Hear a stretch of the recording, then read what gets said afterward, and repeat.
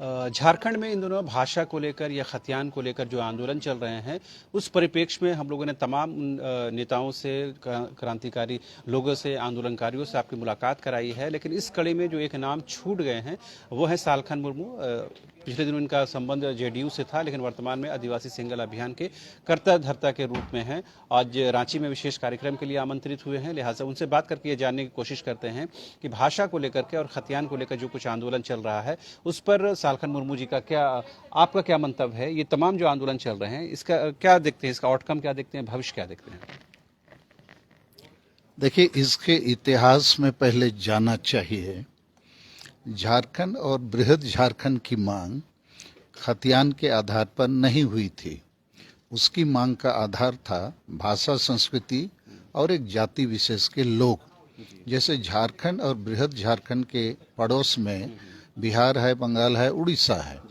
तो बिहार के लोगों की पहचान बिहारी के रूप में, बंगाली उड़िया के रूप में है, और उनकी पहचान उनकी भाषा, संस्कृति, परंपरा, जाति और खान पान, रहन सहन, सोच, संस्कार से होती है।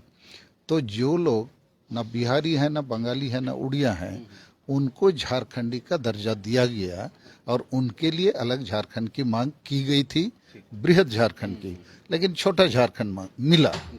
तो इसी इतिहास के परिप्रेक्ष्य में मैं कहना चाहता हूँ, झारखंड किन लोगों ने मांगा? जो आदिवासी या मूलवासी हैं, जो बिहारी, बंगाली, उड़िया नहीं है। तो इनकी पहचान आज भी उनकी भाषा, संस्कृति और जातिगत पहचान से बनाई जा सकती है, और यही सही आधार होगा स्थानीयता का। क्योंकि स्थानीयता, भारत में हम भारतीय हैं, लेकिन साथ में उपराष्ट्रीयता के रूप में बंगाली, बिहारी, उड़िया, तेलुगु, तमिल भी हैं। तो झारखंडी की पहचान, मैं पहली बात यही कहूँगा कि उसकी भाषा, संस्कृति और जातिगत आधार से होनी चाहिए। ये सवाल ये उठ रहा है सर कि अचानक 21-22 वर्षों के बाद ये भाषा को लेकर, खतियान को लेकर इतना जो व्यापक आंदोलन खासकर कोयलांचल के क्षेत्र से उठा है, ये अचानक से ये बात हुई या इसकी जमीन बहुत पहले से तैयार हो रही थी? देखिए, असल बात यही मूल मुद्दे हैं झारखंड के। इन मूल मुद्दों पर लगभग सभी पॉलिटिकल पार्टीज या बड़े सामाजिक संगठन ने ध्यान नहीं दिया। तो आज भी झारखंडी की पहचान, जैसे मैंने कहा, उसकी भाषा को समृद्ध करने से होगा। अभी सरना धर्म कोड का भी मामला है, ये भी उनकी भाषा, संस्कृति, अस्मिता के साथ जुड़ी हुई है। उसी प्रकार यहाँ जो 9 भाषाएं हैं, 5 आदिवासी भाषा और 4 मूलवासी भाषाएं, यही झारखंडी भाषाएं हैं। तो इनकी समृद्धि के लिए, इनके पठन पाठन के लिए, इनके सरकारी काम में उपयोग के लिए, या इन भाषाओं के माध्यम से नियोजन के लिए, इन भाषाओं का उपयोग व्यवसाय के लिए या बाकी चीज़ों के लिए, फिल्म, टेलीविजन, सिनेमा, टेलीविज़न आदि, पत्रकारिता आदि में उपयोग नहीं हुआ, तो ये बहुत बड़ी बात है। तो ये जो भाषा आंदोलन खड़ा हुआ, ये एक प्रकार से मैं कहूँगा विरोध आंदोलन के रूप में खड़ा हुआ। जबकि यहाँ की भाषाओं का खूंटा नहीं गाड़ा जाएगा तो बाहरी भाषा अतिक्रमण करेंगे ही, और उसी अतिक्रमण का ये नतीजा है। तो मैं, जैसे कल हम लोगों की 30 अप्रैल, कल नहीं आज 30 अप्रैल 2022 को संताली राजभाषा रैली का हमारा आयोजन था, जिसको झारखंड की सरकार ने एक प्रकार से इसमें बाधा सृष्टि किया है, एक षड्यंत्र के तहत। तो ये भाषा आंदोलन, हम एक पॉजिटिव आंदोलन कर रहे हैं, हम किसी भाषा का विरोध नहीं कर रहे हैं। हमारा कहना है संताली भाषा राष्ट्रीय मान्यता प्राप्त भाषा है, देश की सबसे बड़ी आदिवासी भाषा है, जिसको 8वीं अनुसूची में भी शामिल किया गया है। तो झारखंड राज्य का गठन बिरसा मुंडा जी के जन्मदिन पर हुआ है, 15 नवंबर 2000 को। वस्तुतः ये एक आदिवासी राज है। तो आदिवासी राज में एक भी आदिवासी को प्रथम राजभाषा का दर्जा ना मिले तो कैसे आदिवासी राज है? तो इसलिए संताली भाषा को राजभाषा का दर्जा पाने का सारा क्राइटेरिया उपलब्ध है। लेकिन दुर्भाग्य हमारा ये है, संताल आदिवासी ही मुख्यमंत्री है, संताल आदिवासी ही विरोधी दल का नेता है, और 2-3 महीना पहले संताल आदिवासी ही राज्यपाल था। लेकिन संताली भाषा जो देश की सबसे बड़ी भाषा है और जो 8वीं अनुसूची में भी राष्ट्रीय मान्यता प्राप्त भाषा है, उसकी अवहेलना है। और उसी के साथ बाकी मुंडा, उरांव, कुड़ुक, खड़िया भाषा जो है, हो भाषा जो है, इनको भी महत्व मिलना चाहिए। नागपुरी, कोरथा, कुरमाली, इन भाषाओं को भी महत्व मिलना चाहिए। सर मुझे ये जानना समझना है कि जैसे जो भी कोई आंदोलन कोयलांचल और अब तो राजधानी रांची में ये आंदोलन पहुंच चुका है, तो उन तमाम आंदोलनों क्या आपका समर्थन है, आपके इस अभियान का समर्थन है? अगर है तो फिर आपकी मौजूदगी उनके साथ नज़र क्यों नहीं आती है? देखिए, नीतिगत थोड़ी बहुत इधर उधर है, जी लेकिन मूल रूप से मेरा भी समर्थन है। जी लेकिन मैं ये जो खतियान का मुद्दा आया है, जी तो मेरी समझ से ये अभी झारखंडी जनता के लिए एक झुनझुना बन गया है। जनता के साथ ब्लैकमेल जैसी स्थिति बन गई है। जिन लोगों ने 1932 के खतियान के नाम पर वोट लिया, कुर्सी प्राप्त किया, सत्ता में काबिज हुए, वो विधानसभा में कहते हैं कि हम इसको लागू नहीं कर सकते हैं। अर्थात आपने लोगों को ब्लैकमेल करके ठग के कुर्सी ले लिया और अभी आप कहते हैं हम नहीं कर सकते हैं। हवाला क्या देते हैं कि नहीं, इसमें कोर्ट का तलवार लटक रहा है। तो बाकी लोगों के लिए भी एक क्वेश्चन खड़ा होता है कि जिसने इस नाम से वोट लिया, सत्ता में काबिज हुए, वो आप स्वीकार करता है कि हम नहीं कर सकते हैं। तो जो लोग अभी 32 के खतियान या जो भी नाम से आंदोलन कर रहे हैं, उनके सामने भी ये प्रश्न खड़ा होता है। तो उनको इसकी विश्वसनीयता और ये कैसे लागू करेंगे, इसको प्रमाणित करना चाहिए। मैं उनके खिलाफ नहीं हूँ, लेकिन मैं उनके सामने एक सवाल रखता हूँ।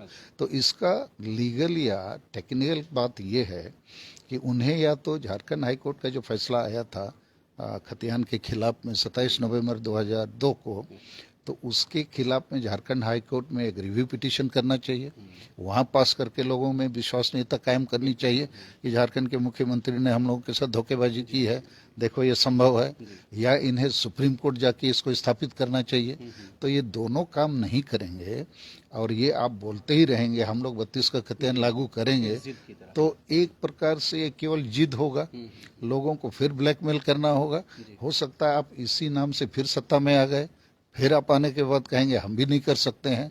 तो इसलिए मेरा सुझाव ये है, इन लोगों को पहले हाईकोर्ट या सुप्रीम कोर्ट से इसको लागू करने की कवायद का व्यवहारिक एक सत्यता साबित करना चाहिए कि यह संभव है। मतलब ये हुआ ना सर, जो भी आंदोलन इस 1932 को लेकर कर रहे हैं, चाहे सूर्य सिंह बेसरा की बात करें, गीता शिवराम की बात करें, कर्मा उरांव की बात करें, शैलेंद्र महतो की बात करें, अमित महतो की बात करें, बहुत लंबी ये श्रृंखला बन जाएगी। लेकिन क्या वो तमाम जो आंदोलन चल रहे हैं उसका आधार ही मजबूत नहीं है? ये जो आंदोलन अगर हो रहा है तो ये कहीं वेग में आ जाएगा, लोगों को कहीं ना कहीं ये एक मैसेज कन्वे नहीं कर पा रहा है? नहीं, मैं इसमें यही सुझाव दे रहा हूँ, इन लोगों की विश्वसनीयता को स्थापित करने के लिए इन्हें डेफिनेटली हाईकोर्ट या सुप्रीम कोर्ट जाना चाहिए। अन्यथा ये किस आधार से इसको माने लागू करेंगे?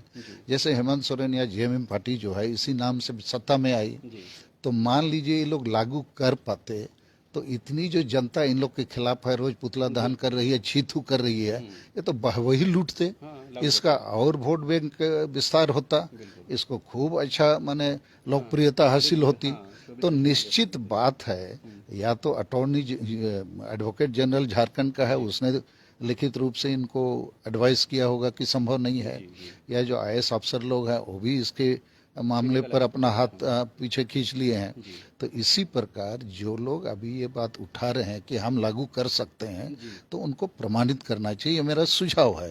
अन्यथा जनता के साथ हम एक प्रकार से अविश्वसनीयता का और धोखेबाजी का एक खेल खेलते रहेंगे, जो उचित नहीं है। अभी जो आंदोलन में शामिल हैं भाषा या खतियान को लेकर, ये लोग कह रहे हैं कि हम 2024 के चुनाव में एक विकल्प देंगे लोगों को, थर्ड फ्रंट के तौर पर, तीसरे मोर्चे के तौर पर, एक राजनीतिक व्यवस्था के तहत ये लोग चाहते हैं इस चीज़ को अचीव किया जाए। आपको लगता है ये प्रैक्टिकल है? नहीं, प्रैक्टिकल है। झारखंड में यूपीए और एनडीए को 21 साल 22 साल दिया गया है, और दोनों ही पक्ष जो हैं झारखंड के लोगों की आशा आकांक्षा के अनुरूप सफल नहीं हो सके। तो जनता की जो भावना थी, जनता की जो आश आकांक्षा थी, अबुआ दिसुमरे अबुआ राज, वो अभी तक एक प्रकार से जनता के साथ धोखेबाजी, आंख मिचौनी का ही खेल हुआ है। तो निश्चित जनता के पक्ष में कोई एक नया पक्ष जो जनपक्ष हो, जनता के मुद्दों के लिए हो, जनता के सपनों को साकार करने वाला हो, वो आना चाहिए। लेकिन उसको लाने के लिए मान लिया हम खतियान आधारित आंदोलन या नेगेटिव भाषा आंदोलन करेंगे, हम विरोध का भाषा आंदोलन करेंगे, लेकिन सकारात्मक भाषा आंदोलन नहीं करेंगे और खतियान पर ही रट लगाएंगे, और वो खतियान के मामले पर हेमंत सोरेन ने जो परिस्थिति को हमारे सामने रखा है, कहीं हम उसी डेड एंड में तो नहीं पहुंच जाएंगे। तो हमारा सुझाव इन सारे लोगों को लिए यही है कि हम तीसरा पक्ष कहिए या जन पक्ष कहिए, जो जन मुद्दों पर आधारित हो, हमारे शहीदों पूर्वजों के सपनों को साकार करने वाला हो, उसकी जरूरत है। लेकिन उसकी जरूरत के लिए मैं ऐसा मानता हूं कि झारखंड और बृहद झारखंड को मांगने के पीछे जो आधार थे सब नेशनलिटी या उपराष्ट्रीयता का, उसको सामने लाना चाहिए, स्थापित करते हुए जनता के बीच में जाना चाहिए। और ये जो जन मुद्दे हैं, जन मुद्दे क्या होते हैं, उसका हासा भाषा, जाति धर्म, इज्जत आबादी, रोजगार, चाषबास और संवैधानिक जो अधिकार हैं उनको स्थापित करना, ऐसे मुद्दों को सामने लेकर ये कोशिश करेंगे तो सफल होंगे और मैं इनको शुभकामना देना चाहूँगा। लेकिन वही मुद्दे जो अभी जो सत्ता में है, आप बोलेंगे हम तीसरा पक्ष बनाएंगे, तो इसमें शंका बनी रहती है। अब एक सवाल लास्ट है सर, कि अभी आपने सुना होगा कि झामुमो के जो पूर्व विधायक है अमित महतो, उन्होंने खातियानी झारखंडी पार्टी के नाम से एक नई पार्टी का गठन किया। सूर्य सिंह बेत्रा ने झारखंड समन्वय समिति के नाम से एक अलग मंच का गठन किया। आपको लगता है कि अभी ऐसे वक्त में एक मंच की ज़रूरत है, जो इस तरह से लोग एक के बाद एक मंच क्रिएट कर रहे हैं, इसका कोई फलाफल निकलेगा? देखिए, मंचों की जरूरत होती है, लेकिन मंचों की विश्वसनीयता उसके लीडरशिप, उसकी नीति, उसकी रणनीति और उसके संगठन आदि के ऊपर में निर्भर करता है। तो मुझे लगता है इस समय नीति, जिस नीति पर झारखंड में एक विकल्प बननी चाहिए, उसकी कमी है, स्पष्टता की कमी है। और झारखंड केवल ये जो छोटनागपुर संताल परगना को मिलाकर बना है, इतना नहीं है। इसमें बंगाल का मिदनापुर, पुरुलिया, बांकुड़ा, मयूरभंज, केंझर, सुंदरगढ़ इत्यादि जो कंटिगुअस माने सटे हुए जिले या इलाके हैं, वहाँ भी झारखंडी हैं, आदिवासी और मूलवासी हैं, वो बंगाली, बिहारी, उड़िया नहीं है। तो हमारी नीति उनको भी अपने में समेट सके।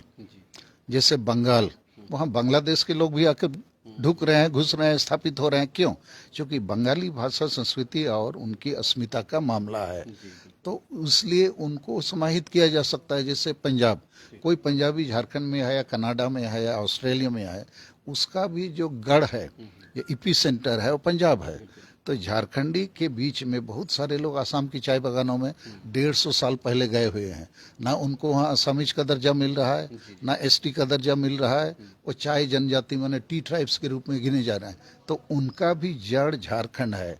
जब संताल विद्रोह, मुंडा विद्रोह हो रहा था, तो अंग्रेजों ने इनको उठा के उधर ले गया कि यहाँ की आबादी को घटाया जाए, जो ताकि इनका लड़ने की क्षमता घट जाए। तो वो लोग कल को कहाँ जाएंगे? उसी प्रकार झारखंड में यदि हम खतियान को ही आधार मानेंगे, तो हो सकता है बहुत सारे गैर झारखंडी का भी खतियान हो सकता है। अब बहुत सारे आदिवासी का भी खतियान नहीं हो सकता है। बहुत सारे आदिवासी मूलवासी बहुत साल से विस्थापित हो चुके हैं, वो खतियान कहाँ से लाएंगे? तो ऐसी बहुत सारी स्थितियां हैं, उसका समाधान भी, स्पष्टीकरण भी किया जाएगा नीतिगत, तो एक विकल्प बनाने में सहूलियत होगी। आपने सुना होगा कि झारखंड में इन दोनों जिस तरह से राजनीतिक गतिविधियां बदली हैं, ये परिवर्तित हुई हैं, उसके केंद्र में कहीं ना कहीं झारखंड के मुख्यमंत्री हेमंत सोरेन है। लीज प्रकरण में नाम आने के बाद बीजेपी और जेएमएम आमने सामने